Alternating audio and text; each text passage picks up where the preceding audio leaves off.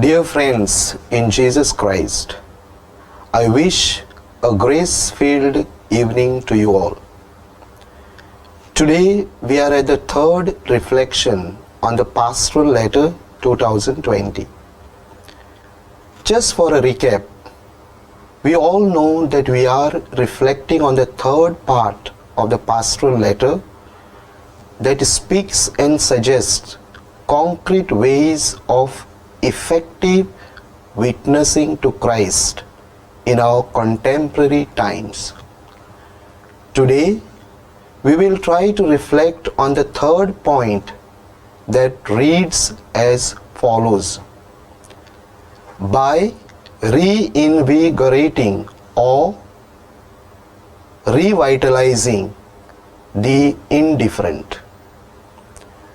Some of our fellow Christian brothers and sisters do not fulfill the precepts of our faith.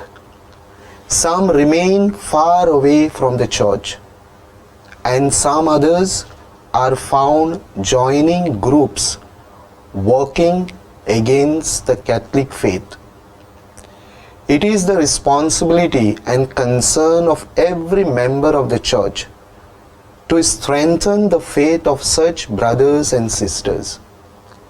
It is mainly the example of our lively faith that can rekindle in these brothers and sisters of ours the interest they have lost in it, leading them to get rid of their apathy. In this point, our Archbishop identifies at least three categories of Christians who need our attention. It poses a great challenge for us to give concrete response to bring these categories of people back to Catholic faith. The following categories of people are mentioned. First, some of our fellow Christian brothers and sisters who do not fulfill the precepts of our faith. Second, some of our fellow Christian brothers and sisters who remain far away from the church. Third, some others are found joining groups working against the Catholic faith. To give a concrete response to the challenges, the Archbishop stipulates our responsibility in the following points. First, we are called to strengthen the faith of such brothers and sisters. Second, we have to amplify it through the example of our lively faith that can rekindle in these brothers and sisters of ours the interest they have lost in it. Third, we have to lead them to get rid of their apathy. We have three challenges before us and three responses to these challenges. Let us see each challenge and our concrete response to that challenge. Even before looking at each challenge and to the response, one thing should be very clear here. That is, we are not going to reflect on the reasons why people are going away from the church or are against the church. We have limited space and time to deal with the reasons here. Otherwise, it will be like opening a Pandora's box. And so, we will be focusing more on our response as followers of Christ. That how we could be witnesses of Jesus in reaching out to everyone and winning them over to God. Our first challenge is some of our fellow Christian brothers and sisters who do not fulfill the precepts of our faith. That is, among us, there are some Christians, our own brothers and sisters, who have become lethargic, lukewarm, so to say, outstanding Christians. They do not care for the faith and moral precepts. As Prophet Hosea writes about Israel, I quote, "Though I wrote for him 10,000 precepts of my law, they are regarded as strange thing." Hosea 8:12. Some of our Christian brothers and sisters are not far from the people of Israel. Regarding believers who are lukewarm, the book of Revelation reminds us in the following words, I quote, "So because you are lukewarm and neither hot nor cold, I am going to vomit you out of my mouth." Revelation 3:16. These biblical messages are for all of us, and if we wish to take them seriously, then our response to this challenge must be urgent and important. I would like to place before you few points as response to this challenge. First, before reaching out to others, let us do an inward reflection, going within ourselves and asking us the question, do I and my family live our faith the way God wishes us to live, placing His will and laws first in our lives? Second, we have to involve them and give them active role in the life and mission of the church to strengthen their faith. Third, we need to reach out to them with an attitude of fraternal correction. It is our spiritual responsibility. We are our brothers and sisters' keepers. When God asks us, "Where is your brother? Where is your sister?" we cannot answer like Cain, saying, "Am I my brother's keeper? Am I my sister's keeper?" We have to show concern about the spiritual well-being of those who are not fulfilling the precepts of their faith, or, so to say, they have become dead Christians or practical atheists. This we could do by having a cordial dialogue, listening to them, by correcting their erroneous understanding of faith. They need our constant attention and guidance. Our second challenge. Some of our fellow Christian brothers and sisters who remain far away from the church. These are our brothers and sisters who do not come to the church at all. In a way, they are lost to the church and us. In fact, the church cannot afford them to be lost, because the very mission of the church is to seek the lost. As Jesus says, I quote, "For the Son of Man came to seek and to save that which was lost." Luke 19:10. Our challenge is to seek them and bring them back to the church. Therefore, what could be our response? What is our attitude towards them? The following measures as a response to the challenge could be taken. First, let us seek the ones who are gone far away from the church. For this, pastoral visits from priests, community leaders, or even from neighbors are important. Without pastoral visits, our mission to seek, to find, will not be materialized.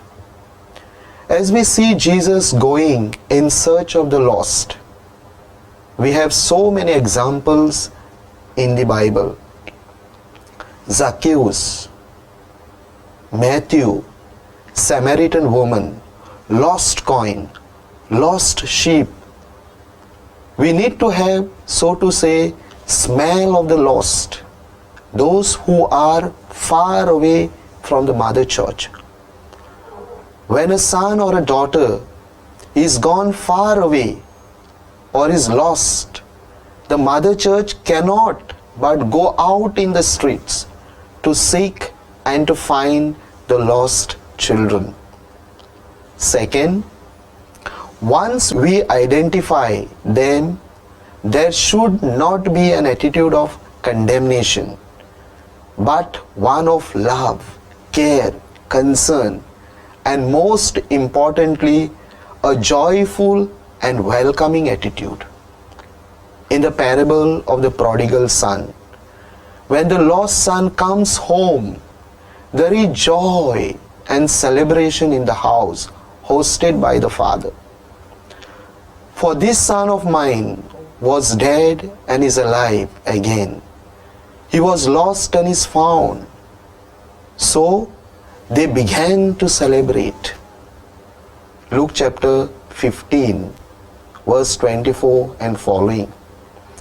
As Pope Francis says, I quote, "Let the church always be a place of mercy and hope, where everyone is welcomed, loved and forgiven."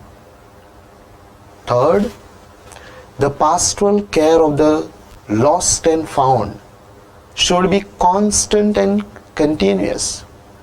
So frequent pastoral visits are necessary. Once they come to the church, we cannot just leave them by their own, but they need our attention, love and care more than the 99 who are already in the fold. Third, our third important and urgent challenge is some others are found joining groups working against the Catholic faith. These groups are mushrooming at a very fast pace. It's a critical challenge. We need to plunge into it carefully and cautiously, because we cannot lose our brothers and sisters forever. We have to win them over to God and the church. Jesus too had lot of opposition, but he never took them as his enemies, although many considered him as a threat and enemy. Threat for their power, authority and political gains. Contrary, Jesus dialogues and listens them. He tries to befriend them. Purpose of Jesus is to win them for the kingdom. Paul got transformed when he encountered Christ. Samaritan woman who initially showed some sort of opposition to Jesus, but when she came to know that Jesus is the Savior, her encounter with Jesus transformed her totally. In the early church, opposition, dissent among apostles and disciples was resolved by fruitful dialogue and forgiveness. Dialogue is at the heart of any dissent and opposition. We cannot avoid dissent and opposition, or we cannot keep people away from us because they are dissenting or opposing. But we need to have a mechanism to resolve. I would suggest a few things as response to this challenge. First, we need to have a personal experience of Christ like Paul and many others. The personal encounter of Christ will help us not to work against the church or leave the church or leave the faith, but to be in the church and to work for the church. As Jesus says, I quote, "Anyone who is not with me is against me, and anyone who does not gather with me scatters." Matthew 12:30. Second, we need to know the scriptures and the teaching of the church and their authentic interpretation. For this, we need to attend formation courses offered by our different centers. For example, Bible courses, liturgy courses, courses for catechists, theology courses, etc. Apart from formulas and devotions, our children should be formed in strong and firm faith in our schools and catechism classes. The scriptures and the teaching of the church must be the foundation of faith formation. To large extent, this is already done, but we have to insist on it on daily basis, especially in our families.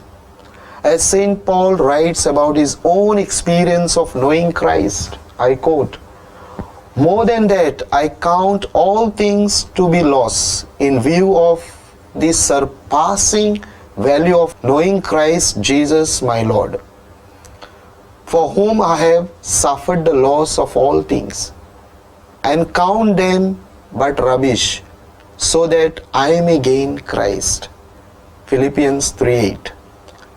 Third, we need to have dialogue with the dissenting parties. We need to listen to their grievances, opinions, suggestions. We should not treat them as threat or as outsiders or outcasts. They are very much our own. Therefore, we should have a redressing committee to initiate the dialogue with the dissenting groups. Fourth, we need to be humble in accepting our mistakes. Church is human and can make mistakes. There is nothing wrong in accepting mistakes. It raises our credibility and leads us to holiness. As I am concluding this reflection, many things which I have suggested may not be possible at the moment due to COVID-19 situation, but they will help us for a deeper personal reflection and will be helpful in a long run to become effective witnesses of Christ. However, we could initiate to put into practice some of the responses to our challenges. In the first place, for example, faith formation at home by family Bible reading, making use of daily flesh, and reflection sent by different centers like Biblical Center, Liturgical Center, Youth Center, etc. Reading spiritual literature. We could start catechesis at home with the various means already available and provided by Catechetical Center, electronic as well as print material. Our Center for Social Communications Media too uploads some videos that can enrich our faith.